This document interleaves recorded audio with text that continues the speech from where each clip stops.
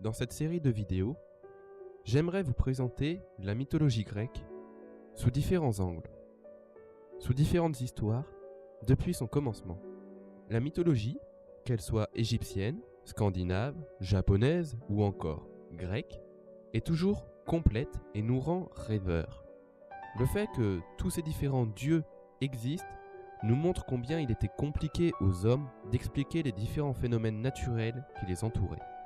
Un éclair était à la fois dangereux, splendide à observer et surtout bruyant.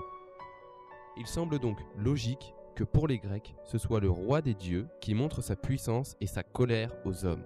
Les Grecs n'ont eu de cesse de multiplier les dieux pour expliquer le monde. Les mythologies sont complètes à un point que même les dieux ont leur propre origine. Avant les dieux, de nombreuses personnes le savent, il y avait les titans, dont les plus connus sont Cronos, Ouranos, Gaïa ou encore Atlas, condamnés par Zeus à porter le monde sur ses épaules. Mais avant cela, avant les titans, il y a bien eu un point de départ. C'est cette chronologie, cet arbre généalogique qui va être résumé ici. Le monde divin proposé par la mythologie grecque a donc une origine. Cette origine débute par des êtres précédant les titans. Il semble que ceux-ci ne portent pas de nom précis, mais font partie de la théogonie. La première partie de l'arbre généalogique se dessine donc ainsi.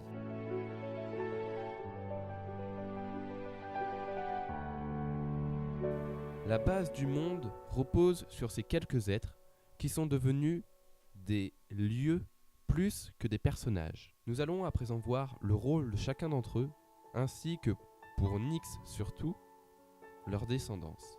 Chaos. Il est vu comme l'origine de toute chose. C'est lui qui a formé le monde et tout ce qui le compose. Son propre nom signifie littéralement faille, béance, ou encore être grand ouvert. Comme n'importe quel individu supérieur qui se respecte, Chaos était capable d'avoir une descendance seul. Chaos a un nom encore très utilisé aujourd'hui pour désigner quelque chose de désorganisé, de brouillon. Quand quelque chose est chaotique, on s'arrange pour y voir clair. C'est ce qu'a fait Chaos en déléguant les divers éléments du monde. Nyx, il est l'un des enfants formés par Chaos. Il représente la nuit, les ténèbres, le côté obscur. On peut aisément retrouver son nom dans beaucoup de mots, grâce au dérivé latin noc, qui forme par exemple le mot nocturne. On peut également trouver, par exemple, un sortilège dans la saga Harry Potter, littéralement Nox, qui permet d'éteindre la lumière au bout de sa baguette. Bien que la mythologie grecque soit morte et qu'elle ait été écrite il y a des siècles, le nom de Nyx est inconsciemment gravé dans les esprits. Nyx a également eu sa propre descendance. 4 enfants avec son frère Éreb. Éther, qui serait la partie la plus brillante de l'atmosphère. Héméra, le jour. Épiphron, la prudence. Et Éléos, qui est la pitié, la compassion. Nyx a ensuite engendré, seule, Moira, la destinée. Elle répartit la chance et la malchance, le bonheur et le malheur entre chaque être. Charon, il est le nocher des enfers, il permet de traverser le Styx. Géras, la vieillesse, opposée à Hébé, une fille de Zeus et d'Héra, on y reviendra donc plus tard. Géras est l'un des mots contenus dans la boîte de Pandore. Nyx a engendré beaucoup d'êtres de cette sorte. Philotès, l'amour sexuel. Momos, le sarcasme. Apathé, la tromperie. Dolos, la ruse. Moros, le sortilège. Oisès, la misère. Hypnos, le sommeil, les songes. Associé au célèbre Morphée, représentant les rêves. Morphée est engendré par Hypnos lui-même. Dans le langage courant, on parle de tomber dans les bras de Morphée ou également d'hypnotisme, qui est une sorte de sommeil de l'esprit. Enfin, nous avons Thanatos, la mort. Il est le frère jumeau de Moros, qui représente le destin fatal ou la mort violente. Également des Kérès, au singulier précaire. Les origines et notre connaissance de celle-ci sont confuses, car elles se transmettaient par tradition orale. Ces êtres hanteraient les champs de bataille en s'abreuvant du sang des mourants, s'emparant des agonisants dont elles conduisaient les âmes aux enfers, jusqu'à Charon donc. Elles apportent le malheur et la destruction avec elles et souillent tout ce qu'elles touchent. Elles engendrent la cécité, la vieillesse, Guéras, que nous avons déjà vu, et la mort, Thanatos, dont on vient de parler. Éreb. Il semble que cette divinité n'a pas eu de descendance seule. Il représente les ténèbres. Il est métamorphosé en fleuve pour avoir secouru les titans.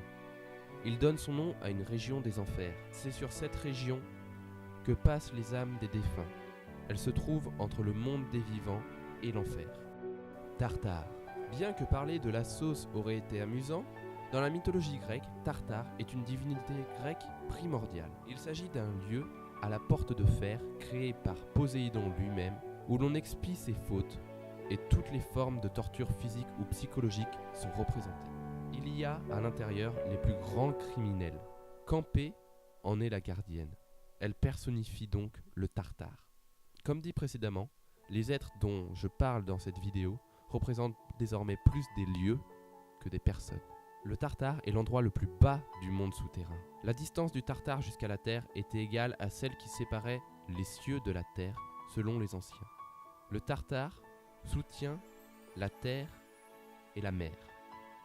Le Tartare passe pour une prison située dans les enfers, protégée par un triple rempart, dont la porte de fer dont nous avons parlé précédemment. Tous ceux qui ont péché durant leur vie, notamment envers les dieux, on parle ici évidemment des dieux olympiens, sont condamnés à y subir des châtiments éternels. Platon, le philosophe, fait remarquer dans son dialogue intitulé Gorgias que l'on ne trouve que des criminels et meurtriers puissants dans le Tartare, mais non de simples mortels, si méprisables soient-ils. Abysse. Ce dieu représente l'éloignement, les terres les plus reculées, de la profondeur des océans au cœur de la terre, l'endroit le plus éloigné de la surface. C'est un dieu oublié. Cet oubli se montre jusque dans le fait qu'il n'a presque aucun agissement sur les événements. Eros. Il constitue, avec Ouranos, le ciel, Nyx, la nuit, Gaïa, la terre, et Éreb, les ténèbres, une des 5 divinités primordiales. C'est le seul qui n'engendre pas, mais il permet à Ouranos et Gaïa de le faire. Il est beau, immortel, dompte l'intelligence et la sagesse. Eros représente donc évidemment l'amour, et Hyméros le désir.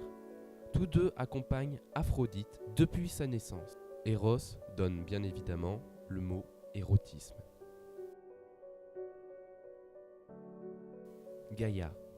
Elle signifie la terre, représente la terre. L'étymologie de son nom, Gaïa, comporte 2 parties.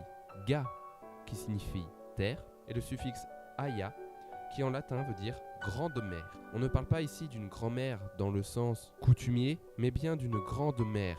Gaïa a engendré nombre de dieux, de titans et d'êtres mythiques. Parmi eux, on trouve Chronos avec Ouranos, la géante Anté avec Poséidon, Aristée avec Ouranos, le monstre marin Charybde, de Charybde en Scylla, avec Poséidon également, Manès avec Zeus, les 3 Hécatonchires avec Ouranos, les 3 Moires avec Ouranos, les 3, ou suivant les écrits, 4 muses primitives avec Ouranos encore. Le dieu Pan, dans ce cas, des sources divergent sur son partenaire. Le dieu Satyre, Silène, grâce au sang d'Ouranos. Le dieu Agrès, Triptolème, par Océan, qui est un titan. Également Alacoménée, les Athéniens, Cécrope, Érictonios, Pélasgos. Elle a également engendré des peuples mythiques entiers. Les Charybdes, les Centaures, les Hyperboréens, les Lestrygons, les Libyens, les Phéaciens et les Pygmées. Cette liste aurait pu être extrêmement longue. Nous en arrivons déjà à la fin de cette première vidéo. Si elle vous a plu, n'hésitez pas à l'aimer, à laisser un commentaire et à vous abonner à Daxon's World. Vous pourrez découvrir tous les mystères en ville, toutes les critiques du web et la suite de ces vidéos sur la mythologie grecque. La prochaine fois, nous nous attaquerons à la suite de cet arbre généalogique incroyablement complexe.